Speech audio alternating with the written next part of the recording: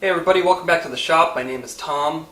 In my other video I showed how I built this welding table. In this video I'd like to focus a little bit more on the way that I joined the sides to the legs. You know, out in the internet, whenever you see some type of joint that is not conventional, people tend to name it a Japanese joint or Japanese joinery. I'm not 100% sure that this is Japanese by nature. I've seen it called many different names out there. It's been called a double tongue and groove. It's been called a double half lap joint. It kind of combines a lot of different joinery techniques. It combines a mortise and tenon with a half lap joint, but it also has kind of a groove system that interlocks with itself. I'm going to spend the time in this video explaining how I put this joint together, and then at the end we'll discuss whether or not it's worth it. We joined the project after I've already milled up the stock that is going to be my legs, so it has been jointed and planed to be square in the final dimension. And right now I am using a Forstner bit to basically drill out a stopping point for the mortises that will be cut into the tops of these legs.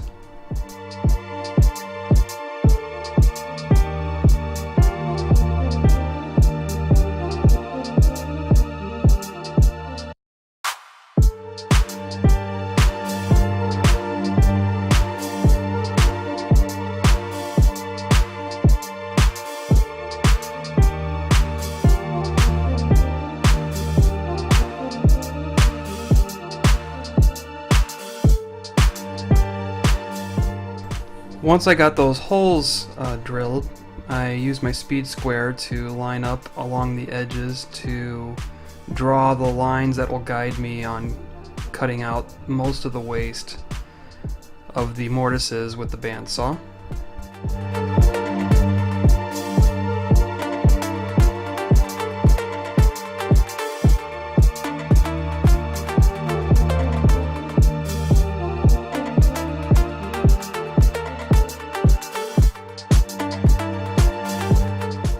This is what it looks like after that step. I kind of liked how it looked at the bottom there, like a domed cathedral ceiling upside down.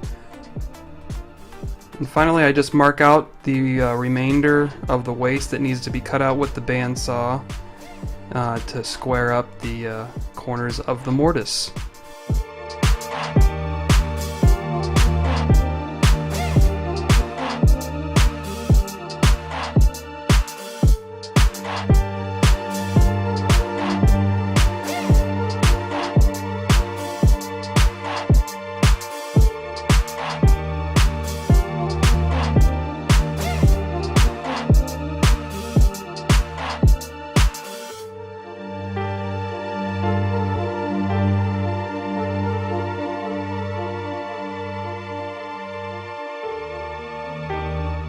And this is the completed leg section with the cross mortises milled into them.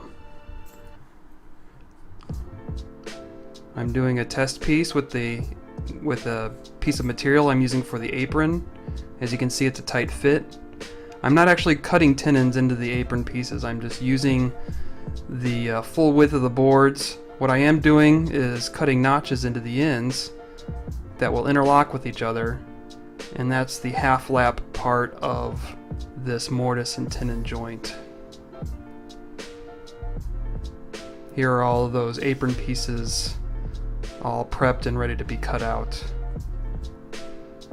So the first way to cut out these notches in these apron pieces, I'll use my bandsaw.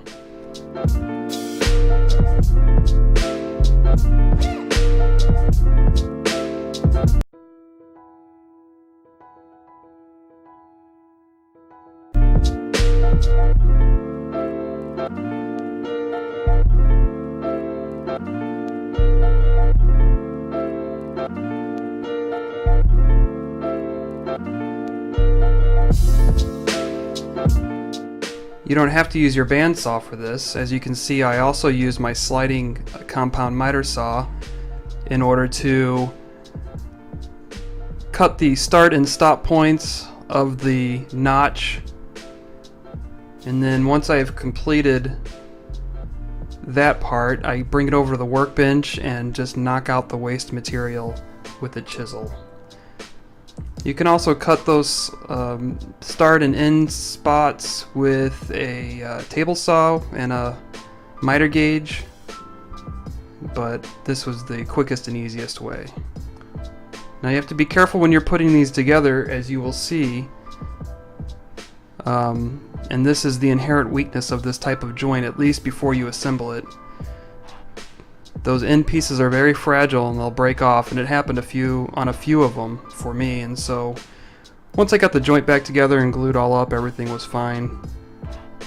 And this is how it's supposed to go together.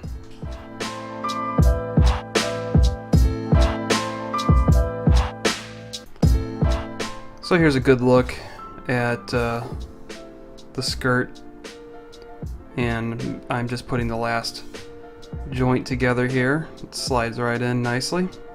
I gotta maybe tap it a little bit with a mallet to get it going, but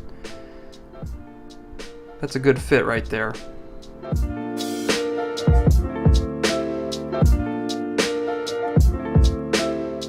Okay, next step is attaching the legs to the skirt, and one of the benefits of this type of joint is you have a lot of glue surface area. And so there I am applying glue on all the surfaces and attaching the legs and checking for squareness. There was a little bit of unsquareness in the legs, so all I had to do was attach a piece of scrap wood to the legs to get them squared up while the glue dries.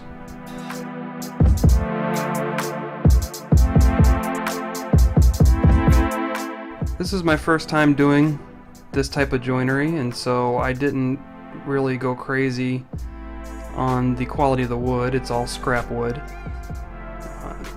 This is just a welding table. It's a piece of shop furniture. Nobody's really going to see it besides myself. But if you look closely, you'll find flaws, and it's because this was a learning process for me. So here is the completed table base. Here's some detail on the joint. All in all, it turned out really well. It was a lot of fun to build.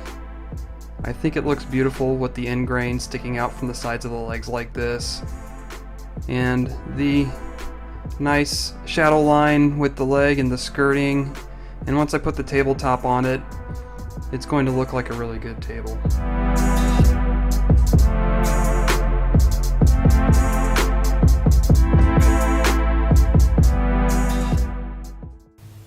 So, is this joint worth the trouble? That is the question. It was a little bit more complicated to plan out and to cut out. It's definitely a little bit more complex than just a standard mortise and tenon. Definitely more complex than using pocket holes. It is definitely a beautiful joint. You have the end of the tenon on this face and then also on this face, and the wood contrasts nicely and makes a very beautiful joint. There's a lot of glue surface area because every single one of these faces are interfacing with glue, so it makes for a very strong joint. But it is a very fragile joint before you get the glue on it. So when you're notching out these tenons, it leaves just a small piece of wood left behind, and that's on the long grain side, and that tends to break off, and it did on several of these tenons for myself.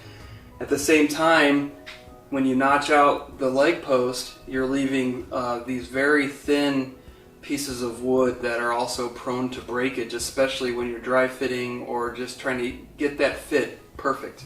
So there's a lot of room for failure, there's a lot of room for error in this type of joint, and so the amount of time that it takes to put this type of joint together for a piece of shop furniture probably is not worth it. Now if you want something that has that unique look or looks, just give it that extra touch, this is definitely a joint worth pursuing, especially if you extend these tenons out even farther I think it would make them stronger and less prone to breakage.